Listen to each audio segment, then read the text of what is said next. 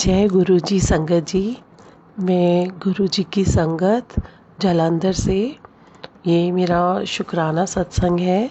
संगत जी, मैं सबसे पहले मंत्र जाप से शुरू करती हूँ। ओम नमः शिवाय, शिव जी सदा सहाय। ओम नमः शिवाय, गुरु जी सदा सहाय। संगत जी, आज सुबह जब मैं प्रेयर कर रही थी गुरु जी के पास, उसके बाद मैं गुरु जी के पास ही बैठी थी और उनके पास बैठती हूँ मैं रोज़ सुबह और शाम को थोड़ी देर।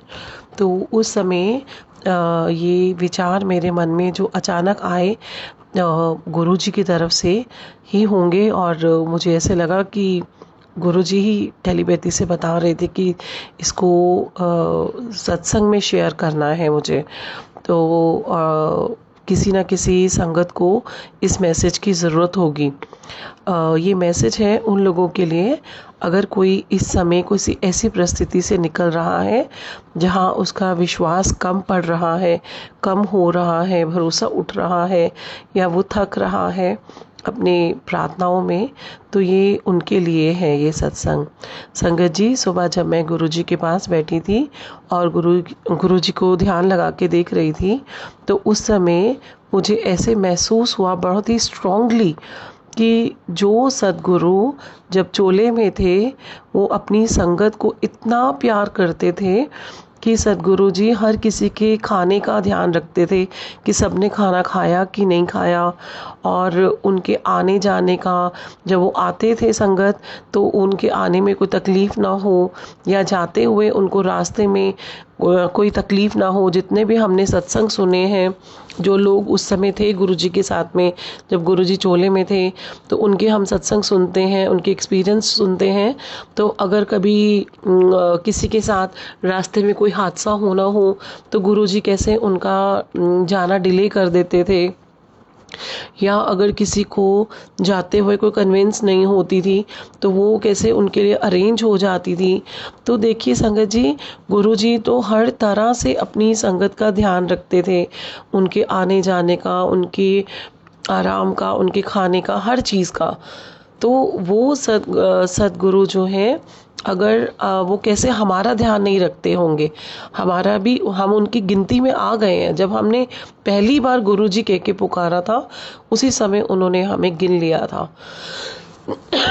सॉरी संगत जी। तो संगत जी, हम अगर उनकी शरण में आए हैं तो उनकी ही मर्जी से आए हैं, तो उन्होंने हमें गिना हुआ है। तो इसीलिए आप हौसला मत हारिए, थकिए मत अपनी प्रार्थनाओं में। या तो हम समय से पहले मांग रहे हैं कुछ, अगर हमारी ज़रूरत इस समय या हमारी प्रार्थना सुनी नहीं जा रही है, तो इसका मतलब है कि या तो हम समय से पहले कुछ मांग रहे हैं, या कुछ ऐसा मांग रहे हैं जो हमारे लिए ठीक नहीं है, और हमारे गुरुजी सही समय का या सही तरीके से उसको करने का इंतज़ार कर रहे हैं। तो उस क्षण तक हमें क्या करना है, हमें केवल आंखें बंद करके उनका ध्यान करना है, सिर्फ गुरुजी को पुकारना है, गुरुजी गुरुजी गुरुजी, या जय गुरुजी, या शुक्राना गुरुजी। आप ऐसे बस उनको पुकारते जाइए। गुरु जी, आप संगत जी इस तरह विचार करिए अपनी आंखें बंद करके कि सामने सिर्फ अंधेरा है और उसमें गुरु जी एक चेयर पे बैठे हुए हैं, जिन पर आपने उनके चरण पकड़े हुए हैं, और आपके पीछे इतनी आंधी है, इतना तूफान है, सब उड़ रहा है, सब कुछ तहस नहस हो रहा है। लेकिन आप पीछे मत देखिए, क्योंकि पीछे देखेंगे तो डर जाएंगे। तो आपको किधर देखना है, सिर्फ अपने सद्गुरु की आंखों में, और उनके चरण पकड़े रखने हैं। और सद्गुरु आपको देख के मुस्कुरा रहे हैं, आप सिर्फ उनकी वो मुस्कान देखिए, उनकी वो मुस्कान महसूस करिए। और जितना भी आसपास तूफान हो रहा है ना, उसकी तरफ बिल्कुल ध्यान मत दीजिए। इसी तरह अपना समय निकालिए। संगत जी, मैं नहीं जानती हूँ कि मैं ये सब कैसे और क्यों बोल रही हूँ, लेकिन जब मैं सुबह प्रेयर कर रही थी तो गुरुजी ने ये सब मुझे विचार ऐसे डाले, और पहली बार मैंने ऐसे सोचा कुछ, और मेरे मतलब मैं नहीं समझती कि मैंने सोचा है। तो ये गुरुजी ने बोला, और मुझे ये भी आया कि ये मुझे आज सत्संग शेयर करना है। मैं तो कभी भी शुक्रवार को ही सत्संग शेयर करती हूँ, और आज शनिवार है, तो और देखो सारा दिन भी निकल गया। तो अभी मैं जब रात को गुरुजी के पास बैठी हूँ तो फिर से मुझे गुरुजी ने वही विचार डाला कि मैंने वो सत्संग रिकॉर्ड नहीं किया। तो संगत जी मेरी प्रार्थना है आपसे कि आप गुरुजी पे ध्यान करिए। अगर मैंने बोलने में कोई गलती की हो या किसी को मेरे विचार ऐसे नहीं पसंद आए हो तो मैं क्षमा मांगती हूँ। बट ये मेरे विचार नहीं है, मेरे में इतने ज्ञान बुद्धि इतनी नहीं है मेरे में कि मैं इतना सोच सकूं। मैंने अभी तक तो ऐसे कभी सोचा ही नहीं कि गुरुजी इतना ध्यान रखते थे आने जाने का, लंगर का। मैं नहीं जानती कि आज अचानक मेरे मन में ऐसे कैसे आया। तो मुझे क्षमा करिएगा अगर मैंने कोई गलती की। गुरुजी मुझे क्षमा करें, क्योंकि गुरुजी तो कभी प्रवचन देते नहीं थे, तो हम कौन होते हैं प्रवचन देने वाले।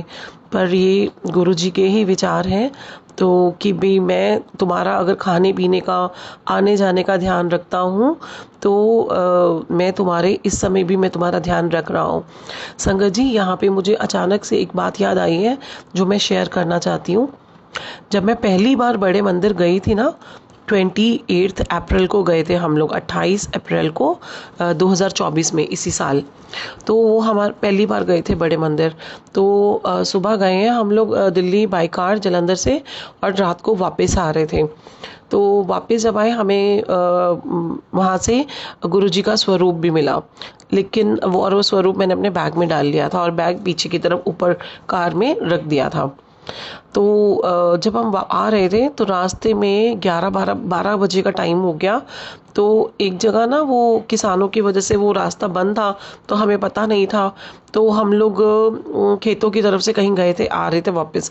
तो वो हमने रास्ता दिन में नहीं देखा हुआ था, क्योंकि रास्ता दिन में हम चंडीगढ़ की तरफ से गए थे। तो संगत जी वो रास्ता बहुत ही अंधेरा और बहुत ही गहरा गड्ढा था वहाँ पे, जिसमें से निकल के फिर ऊपर की तरफ जाना था, which was not at all possible. जो लग ही नहीं रहा था, बहुत डर गए थे हम। तो वहाँ मैंने जैसे बोला मैंने कहा गुरु जी, और वहाँ ना अचानक इतने अंधेरे में हमारी कार की रोशनी एक ही जगह ट्रॉली के ऊपर पड़ी सामने, और उस पर लिखा हुआ था गुरु जी। तो मतलब गुरु जी ने हमें वहाँ पे ये दिखाया कि भी मैं हूँ, तू घबरा मत। That was my first experience वो, कि गुरुजी ने वहाँ पे इतने अंधेरे में, बहुत ज़्यादा अंधेरा, बहुत खड्डे, बहुत मिट्टी, बहुत ही मुश्किल रास्ता। तो पता नहीं लग रहा था कि हम कहाँ पे हैं, यहाँ से कैसे निकलेंगे। तो संगत जी ये मैं अपना ये सत्संग भी शेयर करना चाहती थी इसी के साथ। तो ये सब भी गुरुजी करवा रहे हैं, मुझे तो ध्यान नहीं था। तो मुझे क्षमा करें संगत जी अगर मैंने कोई गलती की हो। मैं अपने सत्संग को विराम देती हूँ गुरुजी के मंत्र जाप के साथ। ओम नमः शिवाय, शिवजी सदा सहाय। ओम नमः शिवाय, गुरुजी सदा सहाय। ओम नमः शिवाय, शिवजी सदा सहाय। ओम नमः शिवाय, गुरुजी सदा सहाय। धन्यवाद गुरुजी, धन्यवाद, शुक्राना गुरुजी, शुक्राना संगत जी, शुक्राना आंटी जी जो मेरा ये सत्संग सबके साथ शेयर करेंगे।